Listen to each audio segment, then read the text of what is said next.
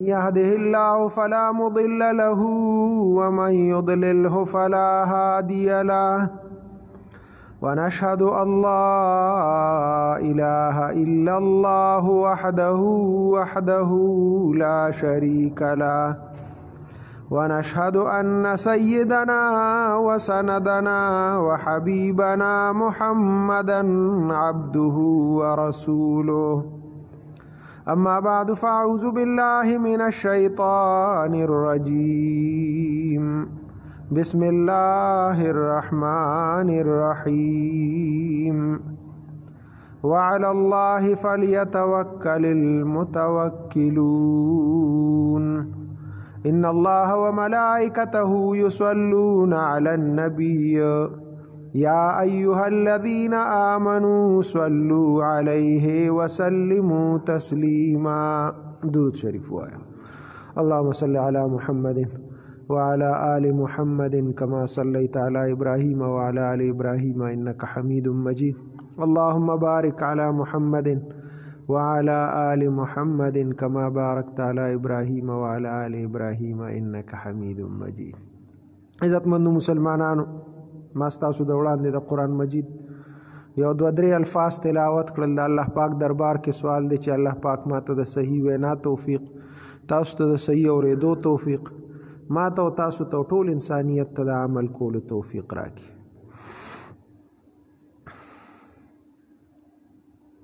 علماء لیکلي دي وایي د انسان مثال د کوي دی. علماء دا مسئله لیکلې ده چې یو کوي کې سپی پرېوته، پیشو پرېوته،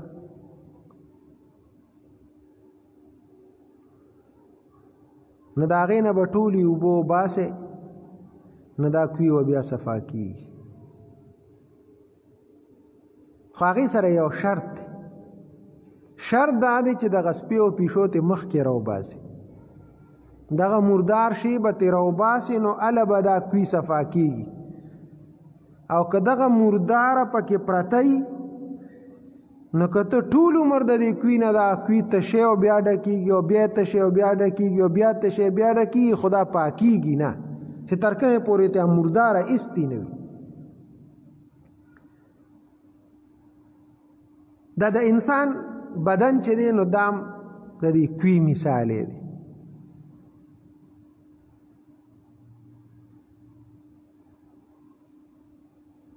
دی عمل کوي، منظم کوي، دی روجم نیسي، دی ذکر و اذکار هم کوي، دی د ښېګړې او د نیکۍ کارونه هم کوي. دا نیکۍ به د اله الله ته قابل قبول وي او دا کوي به اله پاکیږي چې دنه عقیده د صفا شي.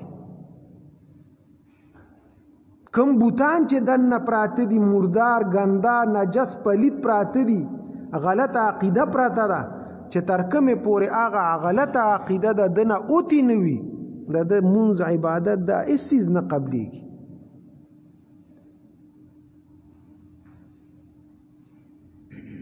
کلکه عقیده د الله په ذات باندې چې الله واحد لا شریک ذات دی. آمنت بالله وملائکته وکتبه ورسله والیوم الاخر والبعث بعد الموت. په دې ټولو څیزونو عقیده وي کلکه، بیا د ده عمل هغه د ذرې برابر ولې نه دی، هغه خدای پاک ته قابل قبول دی. او که دغه فاسد عقیده او دغه ګندګي پکې پرته وي، بیا د ده حجونه، د ده روجې، د ده عبادتونه یو څیز نه قبلیږي، هسې فضول لګیا دی. نو دا روغ عقیده دا ډېر د کمال څیز دی او دا الله مونږ ته راکړې ده چې دا قبوله کړي. یو بادشاه تیر شوی دی، نوشیروان، ډېر ښه بادشاه تیر شوی دی، نیک عادل بادشاه دی. نو هغه سره یو وزیر و، د هغه وزیر نه پسې خفه شو.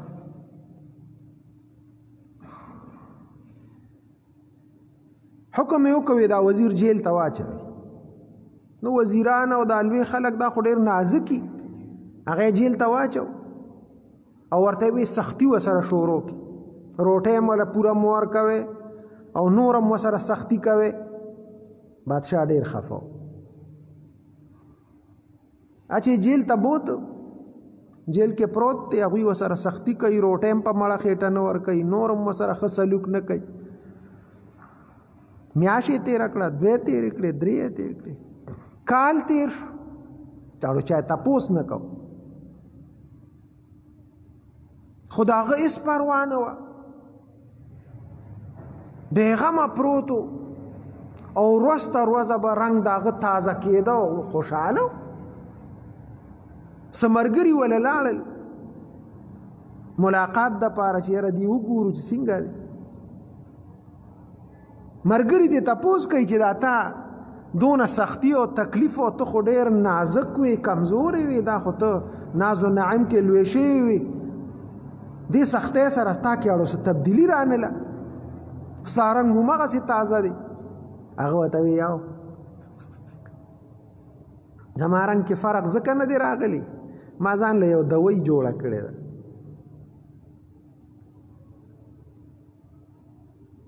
درې قسمه دوی مې تیاره کړې ده او هغه 3 قسمه دوی زه 3 ټیمه خورم لکه د ډاکټر نسخه ده. یو سهار خورم، یو غرمه خورم، یو ماښام خورم.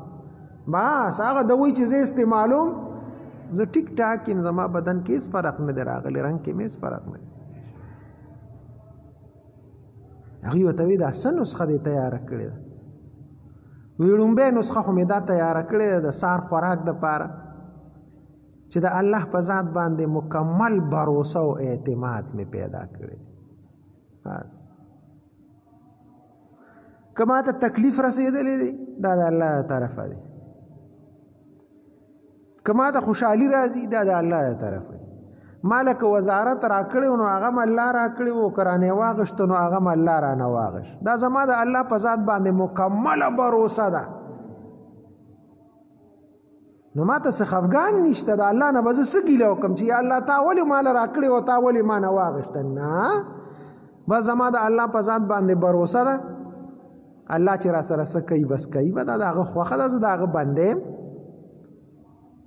دا نسخه چې زه هر سهار استعمالوم با ټوله ورځ زما ښه تېره شي، هېڅ پروا مې نشته. دا مونږ خفه ولې یو؟ زمونږ خفګانونه ځکه دي، بیماری ځکه دي، بندگان د الله یو. خدا عقیدم نه ده چې یاره دا بیماری په ما راله ورګه دا را باندې الله راوسته، دا یو مصیبت را باندې راغی دا الله را بیماری راله. نو مونږ څه وایو؟ یاره بېګا مې روټۍ ډېره کړې وه او بس هغې سره باندې دا چلو شو. اسبابو ته ګورم او مسبب الاسباب ذات ته نه ګورم. داسې نه ویم چې دا هر څه ما دا خدای زه بیمار کړم، پرون مې بدپریزي کړې وه ځکه دا چلو شو. ګراني راله نو د ګرانۍ اسبابو ته ګورو چې ډالر ښکته شو ډالر پورته شو. دې ته نه ګورو چې دا ګراني الله قرآن کې وایي دا زه را ګراني راولم او زه ارزاني راولم، زه رزق فراخه کوم او زه رزق تنګوم. اوس د الله ذات ته زمونږ نظر نه دی او په ډالر هم نظر دی چې ډالر ښکته شو ډالر پورته شو. بچې دا بټن بند کړه، دا شاته هغه مړ کړه.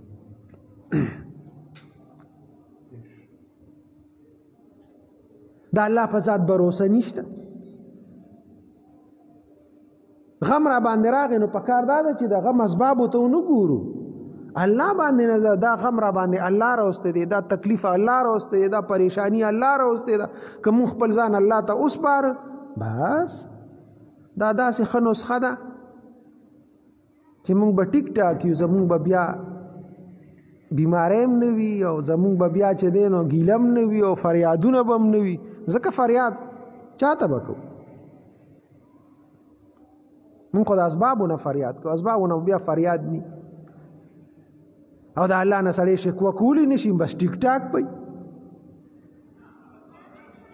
یو سړی و نو اشرف علي تانوي رحمه الله لیکلي و یو سړی و نو زوی ته یې وی چې ما سره به هر ماښام حساب کتاب کې د کور ټول معاملات چلے، کاروبار چلے. نو کله چې ماسخوتن مونځ وشي او د کېږو نو د هغې نه مخکې ما سره به د ټولې ورځې حساب کتاب کې.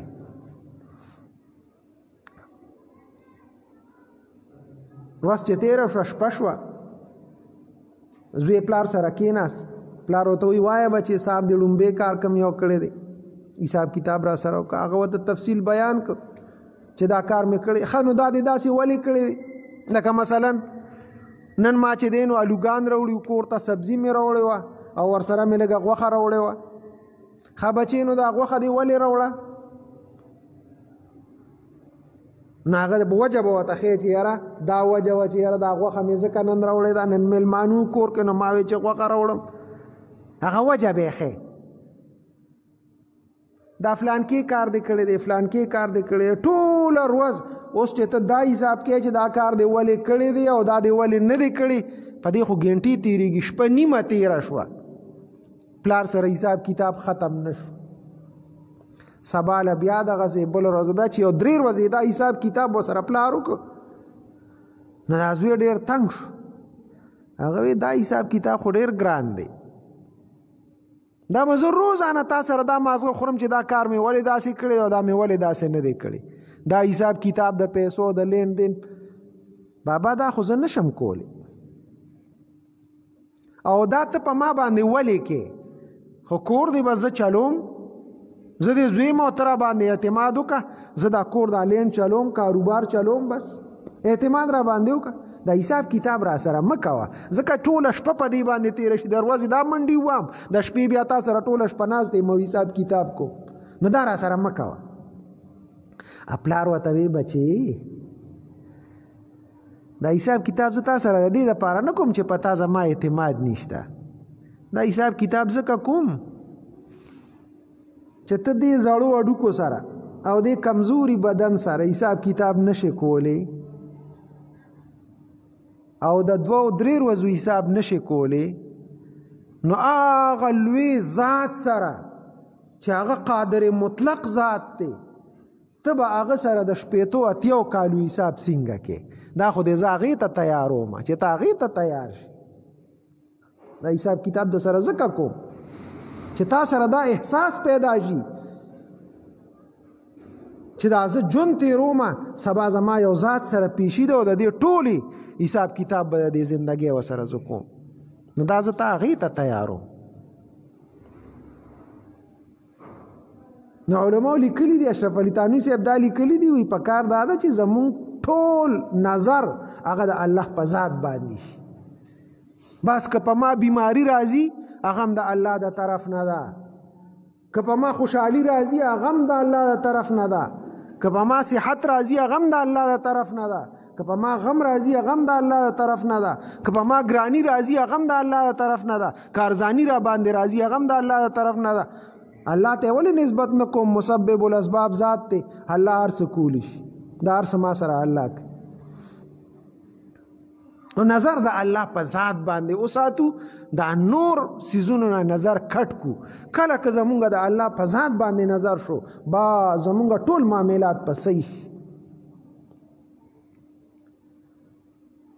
ناغه وزیر خپل مرګرو ته وای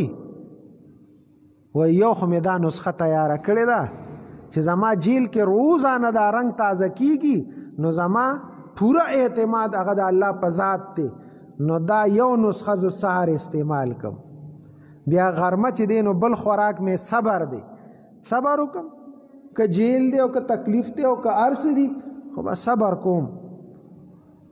نو چې صبر کوم بس تکلیف هغه چاته چې هغه بے صبری کوي، او چې بے صبری نه کوم صبر کوم، بس د الله پکړو صبر کوم، چې صبر کوم هیڅ نشته، بس خجون تیریږي روان. او درېمه نسخه، درېم خوراک د دوایې مې تیار کړی دی، هغه زه د شپې خورم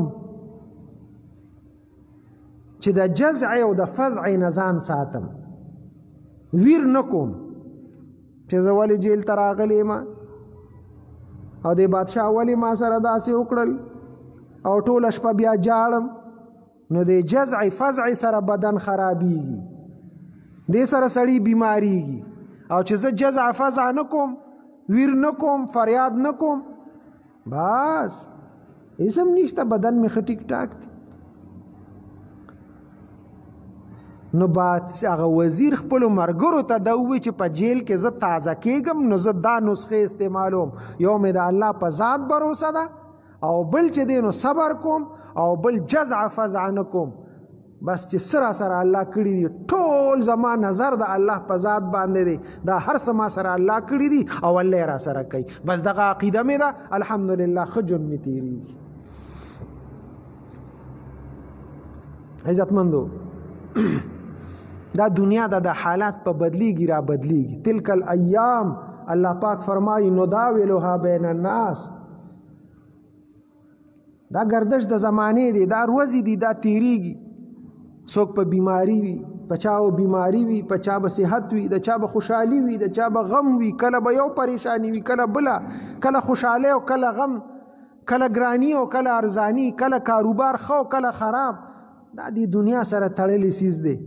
خو بس علما مونږ ته کتابونو کې دا وایي د قرآن او د حدیث په رڼا کې چې تاسو نظر د الله په ذات باندې وساتئ، بیا به تاسو ته یوه پریشانی نه. او که تاسو د الله په ذات نظر نه ساتئ نو هره خبره د مصیبت او د تکلیف ته دا ژوند به د باندې لنډ تنګ شي، تیر به شي ژوند. خدا دې چې لنډ تنګ به تیر شي. نو لنډ تنګ ژوند مه تیروئ، به دا به راځي او ځي به، دا حالات دي بدلیږي را بدلیږي به، خدای ته به وار نه خطا کوي. الله دې مونږ ټولو له د عمل کولو توفیق راکړي.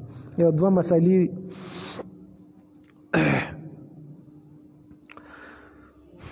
یو مسله خو دا ده، یو کس سوال دا کړی دی چې زما نه خپه کټ شوې ده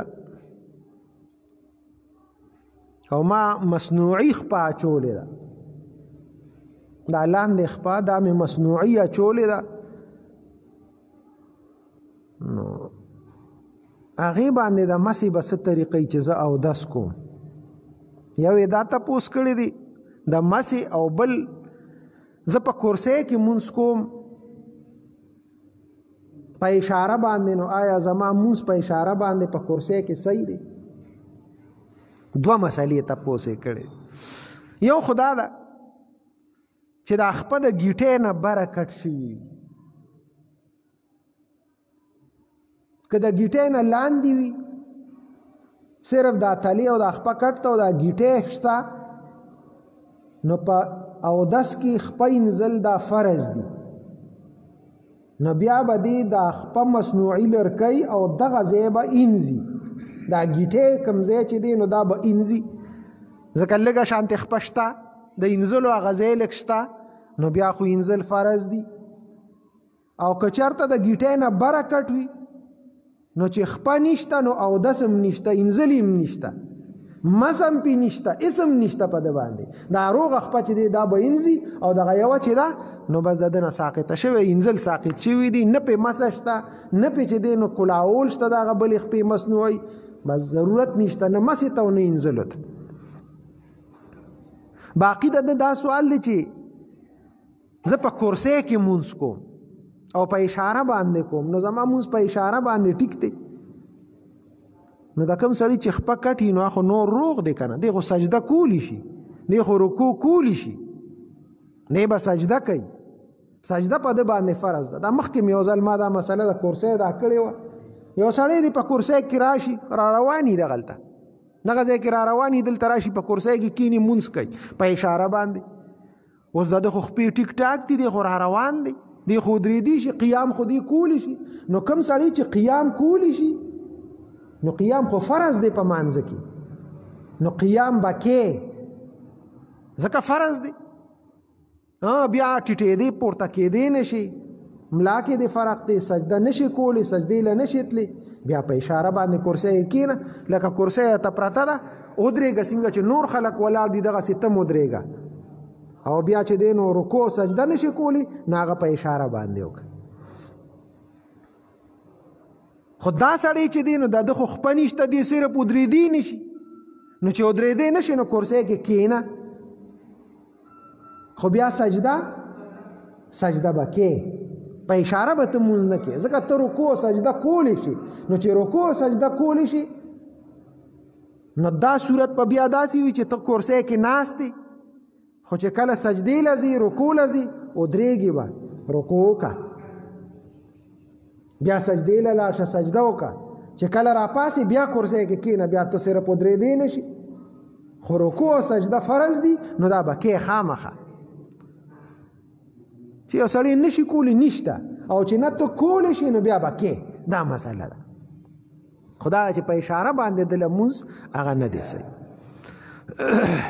دا دویمه مسله ده یو سړی دی د سرو ګوتې یې چولې ده سره حرام دي د سړي دپاره نو آیا د ده مونځ کېږي که نه کېږي نو علماو لیکلي دي چې د سونې استعمال د سرو استعمال د سړي دپاره حرام دی لکه څنګه چې په خېټه کې حرام پراته وي نو علما وایي د ده مونځ نه کېږي نه کېدو دا مطلب چې یعنی هغه فرض خو ترې ساقط شو خو د مانځه ثواب دته نه میلاویږي په خېټه کې حرام دي فرض ادا شو مونځ د ده نه ادا شو خو ثواب علما وایي مونځ یې نه کېږي نه کېږي دا مطلب چې یعنی دته ثواب نه میلاویږي په دې مانځه نور هغه فرض ترې ساقط شو نو یو سړی دی هغه حرام کار کړی دی وګوره د سرو ګوته یې چولې ده دا هلکان ډېره نو چې د سرو ګوته دا چولې ده نو یو حرام کار یې کړی دی لکه د حرامو جامې یې چولې دي حرام یې استعمال کړي دي په بدن باندې نو د ده نه مونځ ادا شو خو دا ده چې په دې مانځه دته ثواب نه میلاویږي یو سړی ګیره خوري نو دا هم حرام کار دی نو چې ګیره خوري او ګیره کټکوي نو د ده مونځ شو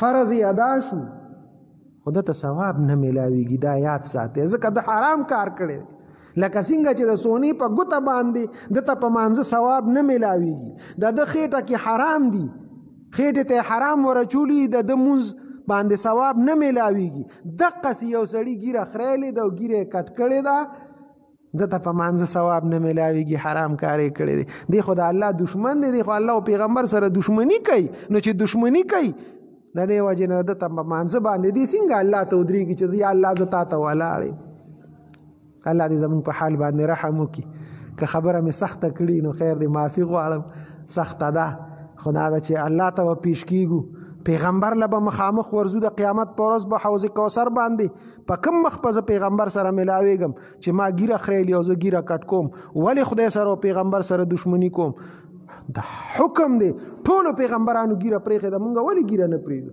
مونږ مسلمانان یو ځان ته مسلمانان د الله بندگان وایو ځان ته د پیغمبر امتی ویم نو په کار دا ده چې بیا زه